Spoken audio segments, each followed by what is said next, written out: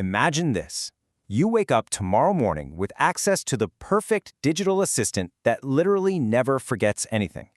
It remembers every single meeting you've been in, every article you've ever skimmed, every conversation you've ever had. It writes your emails for you. And at first, this sounds like incredible progress. I mean, who wouldn't want a tool that just makes life effortlessly easier?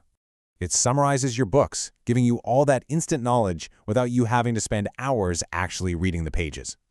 It seamlessly plans out your entire day. It answers literally every question you throw at it almost instantly. But then, a completely different question quietly creeps in.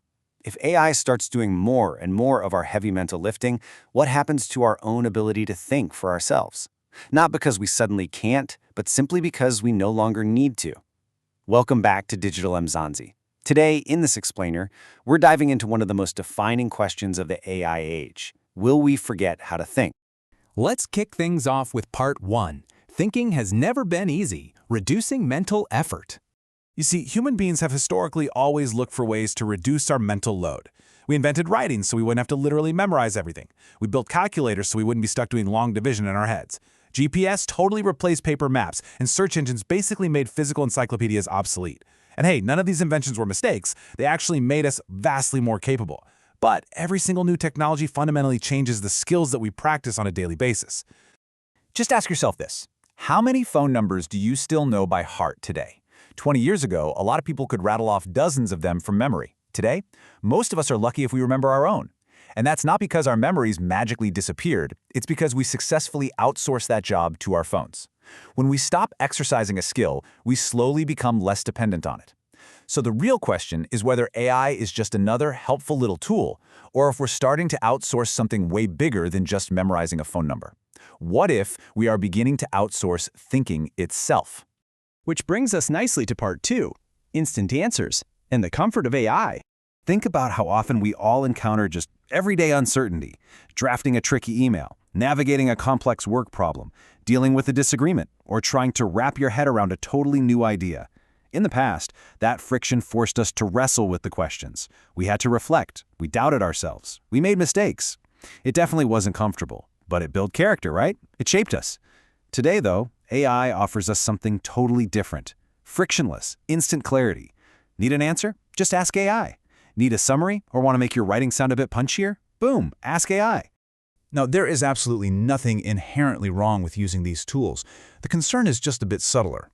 If every single difficult question gets answered for us before we've even had a second to wrestle with it, what happens to our intellectual muscles? Because, just like at the gym, a muscle only grows stronger by actually doing the hard work yourself, not by standing around watching a machine lift the weight for you. Let's dive into part 3. Thinking is more than knowing, the journey to understand. We really need to clear up one of the absolute biggest misconceptions of our time, which is this idea that thinking just means having access to information. It doesn't. As this quote perfectly captures, thinking is what happens between getting the information and actually understanding it. Sometimes the absolute most valuable part of learning isn't just magically arriving at the correct answer. It's the actual journey required to get there. It involves questioning things, comparing contrasting ideas, having doubts, reflecting, and crucially, being willing to change your mind. That messy journey is exactly what develops human judgment, wisdom, patience, and true curiosity. AI is mind-blowingly good at providing answers, for sure, but it absolutely cannot live your intellectual journey for you. And honestly, that distinction might just become one of the defining challenges of our future.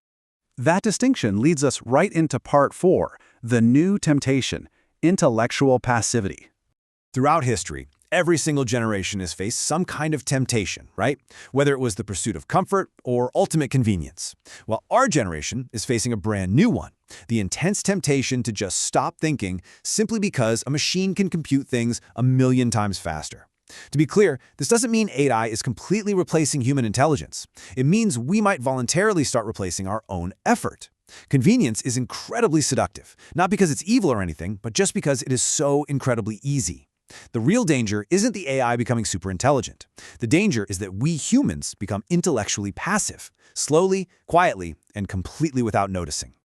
So, to understand our unique value, let's explore part 5. What makes human thinking different? Yes, an AI can generate a wall of accurate information in 3 seconds flat. But human thinking possesses something AI completely lacks: experience, emotion, memory, our values, our regrets, our hopes, love, and fear. Our human conclusions are shaped not just by raw facts, but by the actual, messy lives we have lived. This is exactly why two people can read the exact same book and walk away with two completely different understandings of it. Not because one person is smarter than the other, but because each person brings an entirely different lived experience into the act of thinking. Real thinking isn't just computation, it's interpretation. And that deeply human ability to interpret the world through our lived experience, that is going to remain one of humanity's absolute greatest strengths. Which brings us to our conclusion: the future of thought and becoming better thinkers. Maybe the future isn't about competing with AI at all. Maybe it's actually about us becoming much better thinkers by using AI to expand our curiosity rather than letting it replace our agency. Ultimately, the big question isn't whether AI can think. The real question is whether we will intentionally carve out the time and effort to continue thinking for ourselves. Because the future might not belong to those who simply know the most facts. It's probably going to belong to those who still know how to ask meaningful, deeply human questions. If this explainer made you think a little differently about our relationship with AI, then you are exactly why Digital Mzansi exists. Make sure to subscribe, because next time we're tackling another massive question that's going to define our future. What happens when nobody knows what's real anymore? Until then, keep asking questions.